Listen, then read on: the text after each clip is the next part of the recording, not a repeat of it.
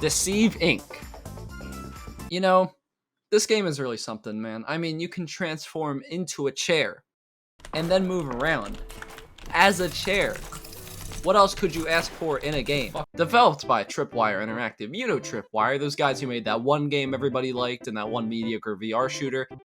Yeah, those guys. They made this game, Deceive Inc. And it's shaping up to be one of my favorite multiplayer games of this year. Not like there's much competition yet, but we'll see how the rest of the year is going to play out. Oh. Never mind. Beta 3 is coming out this year. In the current dark age that online multiplayer finds itself toiling in nowadays, this quirky secret agent shooter provides some cool twists to the traditional social stealth formula. In many respects, it borrows ideas from old school Assassin's Creed multiplayer and adds in some Hitman salt, a 60s spy thriller garnish, and a dash of lemon.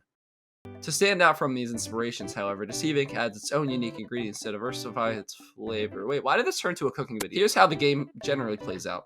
You're a spy who's randomly placed somewhere on the map disguised as a civilian.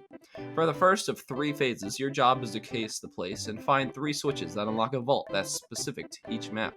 These switches often require ample security level access, which can be obtained through a myriad of methodical methods.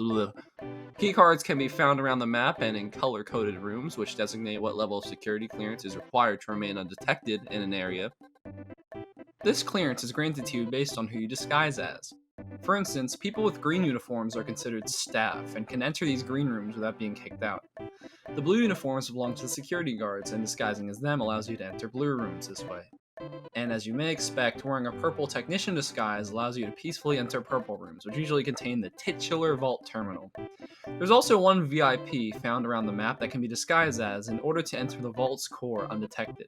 But keep in mind that there's only one per map, so be careful snooping around as a unique NPC. Upgrades can also be found around the map in these color-coded safes, and their effects can be swapped out before a match. The higher the color, the more amplified the effect. Have a yellow hacking speed card? Well, if you find a vault terminal, your hacking speed will now be nearly instant. Equip a gray food card, you'll have a more reliable to obtain buff to aid in any early game scrapes. You can also obtain intelligence points by hacking things around the map, preferably with the remote hacking tool. This thing is a must equip in my opinion. This intel can be used to forcefully open doors, but keep in mind that your max intel starts off limited, and you'll remain vulnerable to attack if you enter an area without proper clearance. Guards and higher-ups will call you out for your distrustful behavior. You are able to disguise as anyone you see walking by, but be careful not to disguise out in the open, otherwise you might just die. Multiple other agents are pitted against you, attempting to steal the intelligence from the vault and exfiltrate in an epic fashion. In reality, you can wait for the other players to open the vault for you, but doing itself nets you more experience and upgrades, which is encouragement enough in my opinion. Despite the fact that stealth is incentivized during Phase 1, you can still break detection during this mode by shooting, alerting guards, and possibly other players, so keep that in mind. Before we disable the security, I should probably discuss what the heroes are capable of. At the current moment, there are 9 playable agents, with that likely changing judging by the recent developer roadmap posted not too long ago. Let's list them one by one. You have Chavez, the revolver-toting vanguard that is focused on taking hits and accurately taking down targets from a medium distance. There's Squire, the man with the suppressed pistol whose actual name is Rupert Breed. God, that name is just gold. Ace is the sniper lady all games have that specializes in marking targets and popping down mid.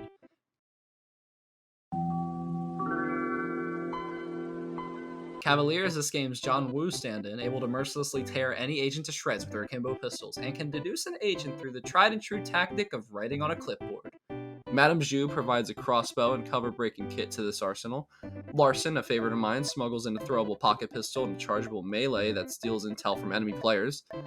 Hans stole the Doomfist gauntlet from that other hero shooter and uses it as a shotgun while also disrupting enemies with his expertise.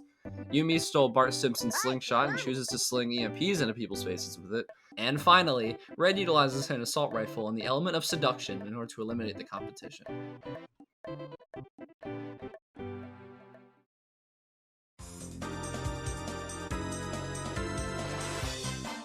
These abilities feel fairly balanced overall. In terms of tactics and strategy, nothing really felt dominant or overbearing in particular. It should also be noted that variants of guns and class-specific abilities can be swapped out for side grades as you level up every individual character, but my points above still stand overall.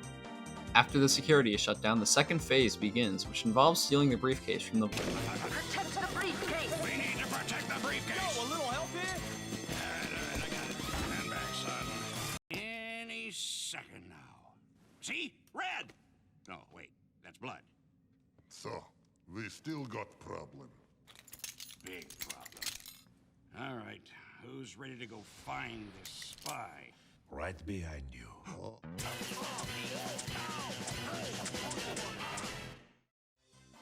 A special VIP disguise can get you into the vault with little hassle, but since there's one unique VIP per map, if someone spots two next to each other, they might just shoot first and send a calling card later. VIP disguises aren't required to get in. You can also hack your way in with the intelligence you've gathered, which is generally preferred. Just make sure to stay on your toes and be ready to fire if things get hairy. Steal the intelligence and prepare for Phase 3. Exfiltration. GTFO is the name of a game unrelated to this one, but whose name is surprisingly relevant at the current moment, because now you have to get the file out. At least you guys know for sure I write these god-awful videos. The third phase, the extraction, has some flaws that hold it back in my opinion, but still lead to some interesting engagements. As soon as the case is stolen, the location of the player carrying the case is revealed every 10 seconds or so to every player pursuing them, while the one escaping can spend intel to see the live location of every player. Personally, this adds a fine bit of tension that isn't commonly replicated in games like this, but actually trying to escape is where some issues arise. Calling in the escape for one is very telegraphed. It's basically announcing, I will be here soon, please camp and kill me right here on this part of the map. While camping is disincentivized somewhat with the see any player thing I just mentioned, it can feel awful when you do so much hard work only for some dude with a tiny ass pistol jumps out of the bushes and steals all of your hard work. And it feels crushing when all that hard work seemingly goes to waste. But honestly, that's probably what makes it fun. The fact that overcoming the odds feels incredible. And don't forget, you're still leveling your character even if you lose. You aren't just left with nothing when you die. Those upgrades can help you in the long run, and eventually, you'll just get the perfect match where everything goes your way, and it feels incredible. Before I end the video, I'm going to walk you through a rather climactic match I recently had in order to show just how fun this game can be, and how even when things aren't looking so hot, there's always a way forward. Just keep in mind that not every match is going to end up like this. There's a solid chance you'll just die in 30 seconds if you disguise yourself in the wrong neighborhood or something, but that's what makes games like these so tense, so rewarding, and so fun. Let's begin. Spawning in as Chavez, I quickly make use of the handheld hacking tool in order to gain a bunch of intel rather quickly. I'm kind of aimless in my approach right now, but mark a possible terminal location while in navigation mode as a general path for me to follow. I had just unlocked this device that let me tamper with any hackables in an area, showing off the live location of any poor soul foolish enough to gather intelligence here. I get a little apprehensive of this guy trying to follow him from a distance when Vault terminal deactivated by rivals. I hear gunshots, so I head over to see what the fuss is about. Peering out this balcony reveals little, and so I venture forth disguised as a guard. More hacking, sitting down, and wouldn't you know it, more carnage happening nearby. I pull out my trusty revolver and finish off the unsuspecting agent, while finishing off the security forces and the enemy gadget. My passive grants me enough temporary health to tank some hits, allowing me to escape and uncover an already hacked vault terminal. Great. But at least it had some intel inside I would be able to use later. Due to my slow pace getting the better of me, I was unable to disable any of the vault terminals myself. Not a huge deal, let's just infiltrate the vault then. And so I headed up and made my way to the entrance. Having entered the vault, it was now time to infiltrate the docking bay. After admiring the beautiful scenery, I quickly found myself sprinting in order to beat the competition, but alas, someone had acquired the pendant's blueprint before me. It was a mad dash to the carrier at this point, and they weren't letting up. They seemed to have fallen down from a secret passageway, but I was too slow and they gained some distance on me rather quickly.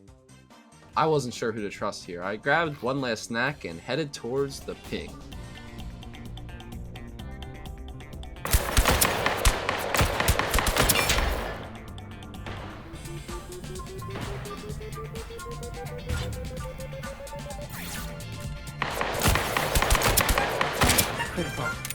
We exchanged a hail of bullets, leaving me at a staggering 1 hit point at this point.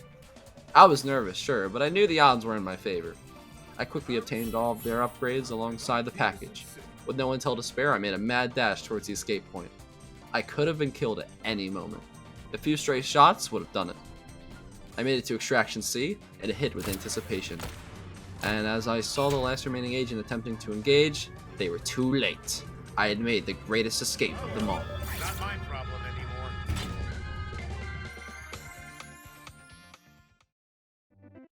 So yeah, you should definitely get this game. It's sitting at around 20 bucks or so, 30 for the black tie edition with some more goodies included, which is far from overpriced. If it sounds appealing, check it out, and support some passionate developers while you're at it. For now though, this is the McGurk Network, signing out with one final message. Thanks for watching.